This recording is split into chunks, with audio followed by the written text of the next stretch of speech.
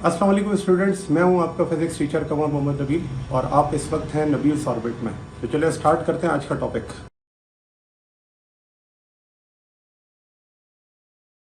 Field due to a current in a long straight conductor या long straight wire. तो देखें इसके लिए एक साइंटिस्ट है जिसका नाम था Hans Oersted. He describe the magnetic field in 1820 by passing a copper wire through a horizontal cardboard with magnetic compass needles pointing in a north south direction।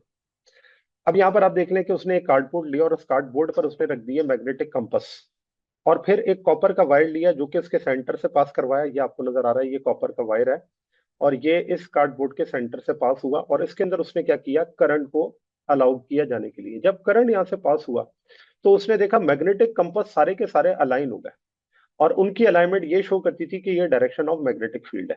तो इसके लिए ये take a piece of copper wire that passes vertically through a cardboard।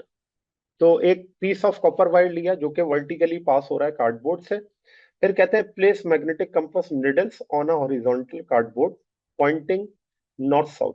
When a heavy current passes through a wire the needles set themselves along the tangent producing a circular magnetic field. तो क्या हुआ कि जब आपने current को पास करवाया तो वो करंट ने क्या किया, इन मैग्नेटिक कंपास को अलाइन कर दिया और तमाम मैग्नेटिक कंपास मैग्नेटिक फील्ड के डायरेक्शन क्या करने लगे, शो करने लगे।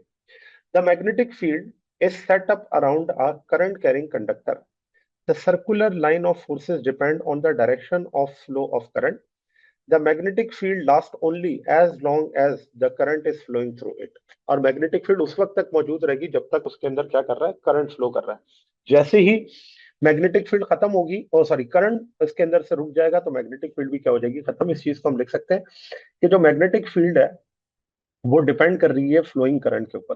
तो करंट ज्यादा मैग्नेटिक फील्ड ज्यादा, करंट कम मैग्नेटिक फील्ड कम। अब इस मैग्नेटिक फील्ड को हम कैलकुलेट कैसे करते हैं, यानी इसकी डायरेक्शन हम कैसे निकालते हैं। तो देखें इसके लिए हम पढ़ते हैं direction of magnetic field. Direction of magnetic field. तो मैग्नेटिक फील्ड की डायरेक्शन निकालने के लिए हम एक रूल इस्तेमाल करते हैं और उसे हम कहते हैं right hand by right hand, और इसे ग्रिप राइट हैंड रूल भी कहा जाता है। राइट हैंड रूल या फिर ग्रिप राइट हैंड। और वो ये कहता है कि जब किसी वायर में करंट पास होता है तो उसके सराउंडिंग में मैग्नेटिक फील्ड को आप इस तरह से कैलकुलेट करेंगे कि आप अपनी जो राइट हैंड है उसके अंदर वायर को ग्रिप कर लें, जैसा कि ऊपर मैंने यहाँ पे शो किया हुआ है, ये देखें। तो ये वायर को मैंने यहाँ पर शो किया हुआ और इस वायर के अंदर जो करंट है वो आपको नजर आ रहा है कि वो करंट जो है वो क्या है, कि थंब जो है यहाँ पर वो रिप्रेजेंट कर रहा है डायरेक्शन ऑफ करंट को, और ये जो कर्लिंग फिंगर्स हैं, ये कर्लिंग फिंगर्स किसको रिप्रेजेंट कर रही है, डायरेक्शन ऑफ मैग्नेटिक फील्ड को। तो जब वायर में करंट होगा अपवर्ड, मैग्नेटिक फील्ड की डायरेक्शन अगर आप देखें तो वो है एंटी क्लॉकवाइज। और जब डायरेक्शन ऑफ करंट होगा डाउनवर्ड तो मैग्नेटिक फील्ड की डायरेक्शन क्या हो जाएगी, क्लॉकवाइज। जैसा कि आपको यहाँ पे नजर आ रहा है कि ये जो डायरेक्शन ऑफ करंट है ये है एंटी क्लॉकवाइज। अगर डायरेक्शन ऑफ करंट डाउनवर्ड हो जाएगा तो फिर यही डायरेक्शन क्या हो जाएगी, क्लॉकवाइज हो जाएगी। तो मैग्नेटिक फील्ड की डायरेक्शन हम किससे जरिए निकालते हैं, राइट हैंड रूल के जरिए। तो यहाँ पर डायरेक्शन ऑफ मैग्नेटिक फील्ड के लिए मैं लिख सकता हूँ कि ये राइट हैंड टूल से निकाला जाता है। अगर हम वायर को हेल्ड करें राइट हैंड के अंदर, thumb pointing in the direction of, thumb pointing, thumb pointing in the direction of, in the direction of conventional current. ये कन्वेंशनल करंट की डायरेक्शन के बारे में बताता है, कन्वेंशनल करंट। और जो आपका कर्लिंग फिंगर्स है, the curled fingers indicate, the curled fingers indicate indicate the direction of magnetic field, the direction of magnetic field। ठीक है, तो ये मैग्नेटिक फील्ड के बारे में आपको बताता है कि मैग्नेटिक फील्ड की डायरेक्शन क्या होगी, कर्लिंग फिंगर्स। तो this is all about direction of magnetic field. तो ये बात आपको पता चल गई कि हमें ओयरस्टेड ने बता दिया कि जब कभी भी कहीं से करंट पास होगा तो वो करंट हमेशा एसोसिएटेड होगा किसके साथ, मैग्नेटिक फील्ड के साथ। Direction of magnetic field right hand tool से निकालेंगे, थंब पॉइंट करेगा डायरेक्शन ऑफ कन्वेंशनल करंट और कर्लिंग फिंगर शो करेंगे डायरेक्शन ऑफ मैग्नेटिक फील्ड। तो ये बात पढ़ने की वजह ये थी क्योंकि हमने पढ़ना है magnetic force on current carrying conductor in uniform magnetic field. तो अब आपने ये देखना है कि ये जो मैग्नेटिक फोर्स होती है ये कैसे अप्लाई होती है करंट कैरिंग कंडक्टर पर जब उसे मैग्नेटिक फील्ड में रखा जाता है। अब आप देखें कि सबसे पहले ये आपके पास करंट है, क्रॉस के अंदर मैंने यहाँ पे शो किया हुआ है, और ये मैग्नेटिक फील्ड भी इसके सराउंडिंग में शो हो रही है।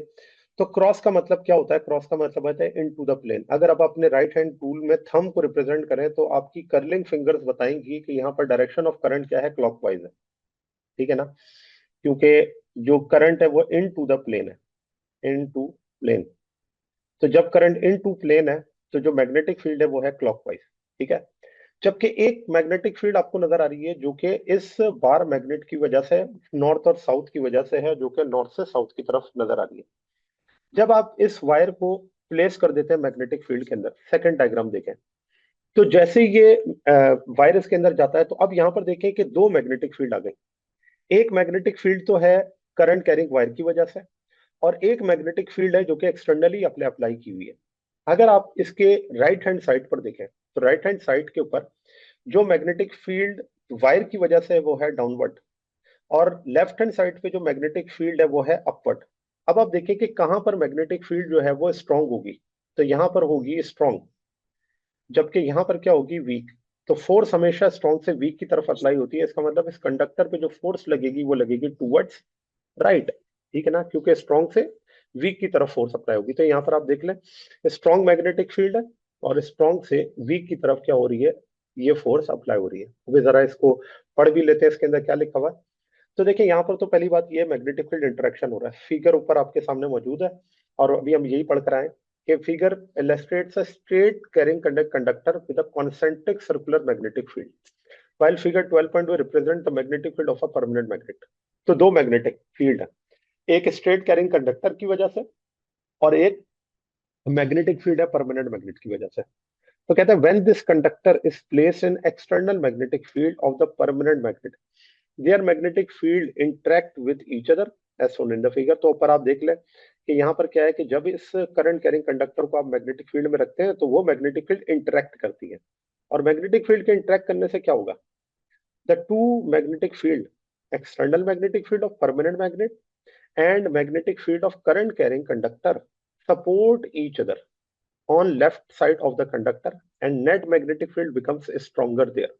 तो जो नेट मैग्नेटिक फील्ड होगी वो क्या हो जाएगी, स्ट्रांग हो जाएगी लेफ्ट साइड के ऊपर, और राइट साइड के ऊपर वीक हो जाएगी। while on right side of the conductor both fields are on opposite direction and net magnetic field is weaker there। तो जो राइट साइड है वहां पर मैग्नेटिक फील्ड वीकर है, जैसा कि ऊपर मैंने आपको डिफाइन कर दिया। therefore magnetic force acts on current carrying conductor from stronger towards weaker region of net magnetic field as shown। Hence the conductor tends to move towards right there the net magnetic field is weak। तो ये जो conductor होगा वो move करेगा towards side जहां पे magnetic field क्या है, वीक है। कहते हैं the magnetic force on a conductor will be in direction right angle to both the length of the conductor and external magnetic field. तो जो मैग्नेटिक फोर्स है वो हमेशा लेंथ ऑफ द कंडक्टर और एक्सटर्नल मैग्नेटिक फील्ड के क्या होगा, perpendicular होगा। अब इस चीज को हम मैथमेटिकली भी ऑब्जर्व करते हैं। तो सबसे पहले इसकी जो है वो डेरिवेशन कर लेते हैं। डेरिवेशन के अंदर आपको जो है वो नजर आएगा कि इसका मैग्नीट्यूड क्या होता है, और मैग्नीट्यूड के बाद फिर हम इसकी जो है वो डायरेक्शन की बात करेंगे, जो कि फ्लेमिंग लेफ्ट हैंड टूल से हम निकालेंगे। तो देखें कि अगर आप फॉर एग्जांपल कंसीडर करें एक कंडक्टर जिसकी लेंथ एल है, ठीक है, consider consider a conductor of length L, consider a conductor of length L। ठीक है, carrying current I, carrying current current I। तो ये I करंट जो है वो इसके अंदर से फ्लो कर रहा है, placed on two conducting rails in uniform magnetic field, uniform magnetic field. ठीक है, ये यूनिफॉर्म मैग्नेटिक फील्ड के अंदर जो है वो रख दिए गए। अब मैं इस चीज को इस तरह से ड्रॉ कर देता हूँ कि लेट से मेरे पास दो कंडक्टर्स हैं, ये रेल टाइप के ट्रैक बने हुए हैं, और इन रेल टाइप के जो ट्रैक्स हैं इनके ऊपर आप एक कंडक्टर को प्लेस कर देते हैं, और ये वो कंडक्टर है जिसको आपने क्या किया, प्लेस कर दिया, और इस कंडक्टर में से आप क्या करें, करंट को पास कराएं। तो इस तरफ देते हैं पॉजिटिव और इस तरफ देते हैं नेगेटिव, तो करंट जो होता है वो कन्वेंशनल होता है पॉजिटिव से नेगेटिव की तरफ। दूसरी तरफ आप क्या करें, इसके ऊपर एक मैग्नेटिक फील्ड अप्लाई कर दें। तो इसे मैं अप्लाई कर देता हूँ, ये है नॉर्थ और ये मैग्नेटिक फील्ड है south. Direction of magnetic field होगी नॉर्थ से साउथ की तरफ, डायरेक्शन ऑफ मैग्नेटिक फील्ड है नॉर्थ से साउथ की तरफ। और एक मैग्नेटिक फील्ड इसके सराउंडिंग में भी है, ये मैग्नेटिक फील्ड है सराउंडिंग में। तो आप देखें कि एक मैग्नेटिक फील्ड है जो कि नॉर्थ से साउथ, और एक magnetic field due to current carrying conductor. जब ये दोनों मैग्नेटिक फील्ड इंटरेक्ट करेंगी तो क्या होगा, फोर्स अप्लाई होगी। और इस फोर्स को हम कैसे कैलकुलेट करते हैं, तो देखें जो पहला इसके अंदर है वो ये है कि फोर्स जो होती है वो डायरेक्टली प्रोपोर्शनल होती है करंट के। जितना ज्यादा करंट होगा उतनी ज्यादा क्या होगी, मैग्नेटिक फोर्स होगी। नंबर टू पर कि जो फोर्स होती है वो डायरेक्टली प्रोपोर्शनल होती है लेंथ ऑफ द कंडक्टर के। तो जितनी ज्यादा लेंथ ऑफ द कंडक्टर है उतनी ज्यादा क्या होगी, फोर्स अप्लाई होगी। थर्ड वन, जो फोर्स है वो डायरेक्टली प्रोपोर्शनल है मैग्नेटिक फील्ड के भी। और ये कौन सी मैग्नेटिक फील्ड है, एक्सटर्नल मैग्नेटिक फील्ड। जितनी ज्यादा एक्सटर्नल मैग्नेटिक फील्ड है उतनी ज्यादा क्या होगी, फोर्स अप्लाई होगी। एंड फोर्थ वन, जो फोर्स है वो डायरेक्टली प्रोपोर्शनल है किसके, साइन थीटा के। तो जितनी ज्यादा जो है वो एंगल होगा, एंगल बिटवीन, और ये जो थीटा है ये क्या है, theta is angle between B and L, B and L. तो ये एंगल है बी और एल के दरमियान में। तो आप देखें कि अगर इन सबको कंबाइन करें तो एफ प्रोपोर्शनल हो जाएगा I L B sine theta के। और यहाँ पर जब मैं प्रोपोर्शनल का साइन हटाता हूँ तो वो प्रोपोर्शनल का साइन क्या होगा, यहाँ पे कांस्टेंट आ जाएगा, और वो कांस्टेंट है के, ये कांस्टेंट है के। और इस के को अगर हम तमाम जो क्वांटिटीज हैं उनको अगर हम वन ले लें तो जो के की वैल्यू है वो क्या हो जाएगी, वन हो जाएगी। यानी कि अगर हम एसआई सिस्टम के अंदर तमाम चीजों को लिखें तो के जो है वो किसके बराबर होगा, वन के। मैं लिख देता हूँ, वेयर के इज वेयर के is proportionality constant, proportionality proportionality constant. और इस प्रोपोर्शनैलिटी कांस्टेंट से हम ये कह सकते हैं कि जो and in S I system it's value is one, it's value is one. ठीक है, तो अगर इसकी वैल्यू वन है तो फिर आपके पास जो फार्मूला होगा कैसे लिखा जाएगा, तो उसे हम लिख सकते हैं F is equals to I L B sine theta. ठीक है, के की जगह आपने क्या पुट कर दिया, वन पुट कर दिया। अब देखिए ये तो बात हो गई इसके मैग्नीट्यूड की। तो अगर मैं मैग्नीट्यूड ऑफ फोर्स की बात करूंगा तो वो बराबर है F I L B sine theta के। लेकिन अगर इसको इन वेक्टर फॉर्म लिखें, इन वेक्टर फॉर्म, तो आप जानते हैं कि वेक्टर जो होता है उसमें डायरेक्शन भी होती है और मैग्नीट्यूड भी होता है। तो फिर वेक्टर फॉर्म में आप इसे इस तरह से लिख सकते हैं कि F is equals to I L B sine theta, और यहां पर आ जाता है यूनिट वेक्टर, और यूनिट वेक्टर है एन। तो आप देखें ये जो I L B sine theta है ये है मैग्नीट्यूड, ये है जी मैग्नीट्यूड। जबकि ये जो एन है ये क्या है, ये है डायरेक्शन, ये है जी डायरेक्शन। अच्छा, अब इसे अगर इन टर्म्स ऑफ वेक्टर लिखें तो हम इसको क्रॉस प्रोडक्ट के अंदर कन्वर्ट कर सकते हैं। जैसा कि आप जानते हैं साइन थीटा जो है वो इन टर्म्स ऑफ वेक्टर इस तरह लिखा जा सकता है, करंट स्केलर क्वांटिटी है, जबकि यहाँ पर जो लेंथ है और मैग्नेटिक फील्ड है वो है वेक्टर क्वांटिटी। तो आई एल क्रॉस बी, ये आपके पास क्या हो जाएगा इसके अंदर, फोर्स। अच्छा, अब यहाँ पर आपको नजर आ रहा है कि एल और बी अगर क्रॉस प्रोडक्ट रखते हैं तो फोर्स इन दोनों के क्या होगा, परपेंडिकुलर होगा। तो हम यहाँ पर लिख सकते हैं कि मैग्नेटिक फोर्स जो है ये परपेंडिकुलर है, magnetic force, magnetic force is perpendicular to both, perpendicular to both length of conductor, length of conductor and magnetic field. तो ये मैग्नेटिक फील्ड और लेंथ ऑफ द कंडक्टर दोनों के क्या होता है, परपेंडिकुलर होता है। ठीक है ना। और इस चीज को देखें तो हम यहाँ पर मैक्सिमम और मिनिमम फोर्स के लिए लिख सकते हैं कि मैक्सिमम फोर्स क्या होगी और मिनिमम फोर्स इसके अंदर क्या होगी। क्योंकि अगर मैक्सिमम फोर्स की हम बात करें तो जो मैक्सिमम फोर्स है वो कब अप्लाई होगी, जब एल और बी के दरमियान एंगल क्या होगा, 90 डिग्री। ठीक है ना। मैं इस चीज को इस तरह से लिख सकता हूँ कि ये तो हमने फार्मूला बना लिया कि फोर्स जो है वो इन टर्म्स ऑफ वेक्टर और इन टर्म्स ऑफ मैग्नीट्यूड उसका क्या है, तो ये I L B sine theta of F is equals to I L cross B, ये आपके पास है इन टर्म्स ऑफ वेक्टर। तो अब हम यहाँ पर लिखते हैं मैक्सिमम और मिनिमम फोर्स के लिए। तो देखें, मैक्सिमम फोर्स, मैक्सिमम फोर्स और मिनिमम फोर्स दोनों को साथ साथ लेके चलेंगे, मिनिमम फोर्स। तो जो मैक्सिमम फोर्स है उसके लिए आप क्या लिख सकते हैं कि when theta is 90 degree, when theta is 90 degree, तो जो फोर्स होगी वो मैक्सिमम होगी, F max is equals to I L B sine 90, और साइन 90 बराबर होता है 1 के। तो जो फोर्स है मैक्सिमम में वो बराबर हो जाएगी आई एल बी साइन 90, 1 के बराबर होता है। तो ये आपके पास क्या आ गई, मैक्सिमम फोर्स। जबकि मिनिमम फोर्स के लिए थीटा क्या होगा, थीटा आपके पास होगा 0 डिग्री। थीटा अगर 0 डिग्री है तो जो फोर्स होगी उसे हम क्या लिखेंगे, मिनिमम। और ये मिनिमम फोर्स है आई एल बी साइन 0, और साइन 0 किसके बराबर होता है, 0 के।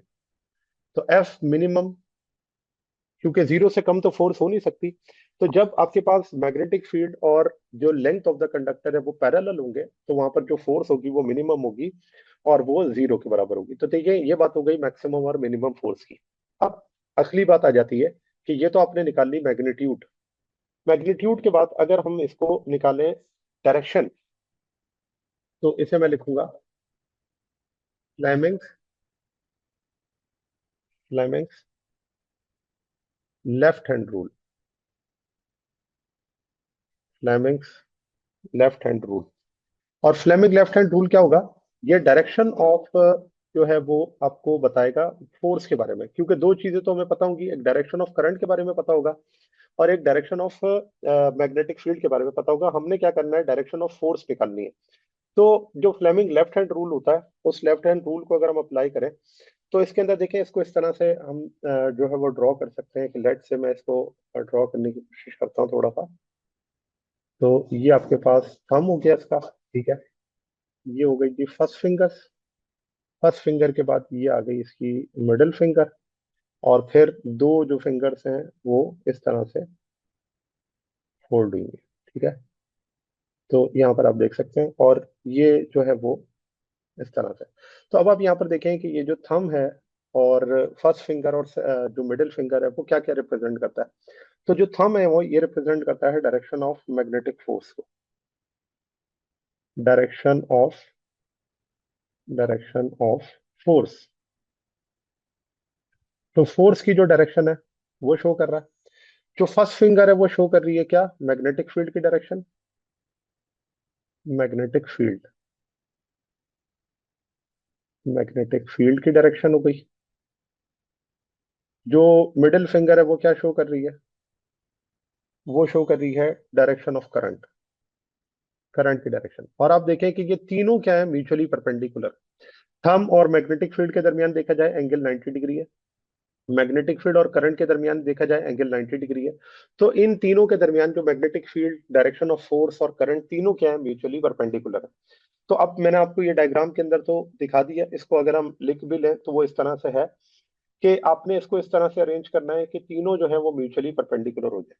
तो इसमें क्या होगा, the four finger points, four finger points towards the, towards the direction of, direction of magnetic field. ये डायरेक्शन ऑफ मैग्नेटिक फील्ड को क्या करता है, शो करता है,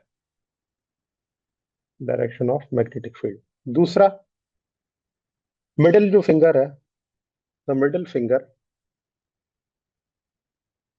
middle finger points towards, points towards the direction of electric current, the direction of electric current.